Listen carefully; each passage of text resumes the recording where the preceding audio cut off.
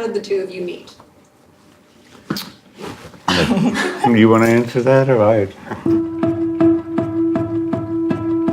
A friend of mine was at CBS, and I was looking for an illustrator to do a children's book. He said, I know this guy. He's in my Army Reserve unit. So he said, why don't you guys get together?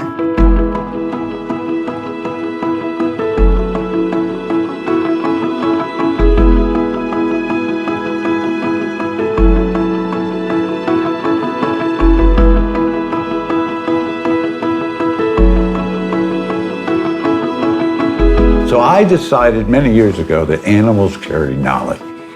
So with that in mind, I do all these monkeys. The one that Marshall and I did together, the first poster, was having a talent isn't worth much unless you know what to do with it. It came out of my idea that visual arts had not been doing anything that was personally involved with audiences that wanted to be artists.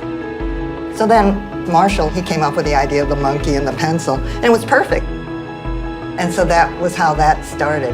A number of other artists did it as well. You either follow what you do or you try to lead it.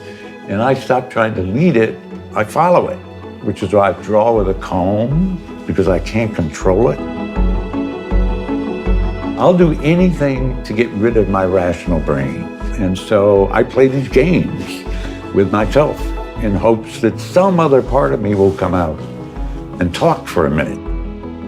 Drawing's like that. Think about good drawing, good drawing, good drawing, good drawing. Then finally, you forget about it and do the best drawing you ever did, but you weren't there. But that's not true about writing headlines. That is a much more rational idea here. Because if I wrote headlines, nobody would understand them if I didn't use Marshall's method. But, that's why we lived together for so long.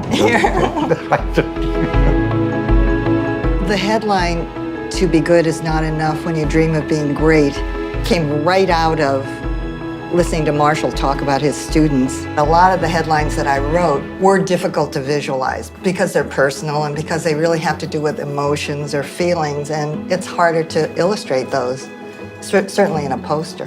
It was just left to the artists to come with their imaginations. I can look at every poster I've done and tell you exactly what I was doing in my personal work. So the last poster, which was an angel and a demon, is a series I've been working on for a couple of years. And the headline is from my psychic grandmother that I grew up with, who always said to me, you gotta learn to stand in the space between angels and demons. And she said that to me every Sunday.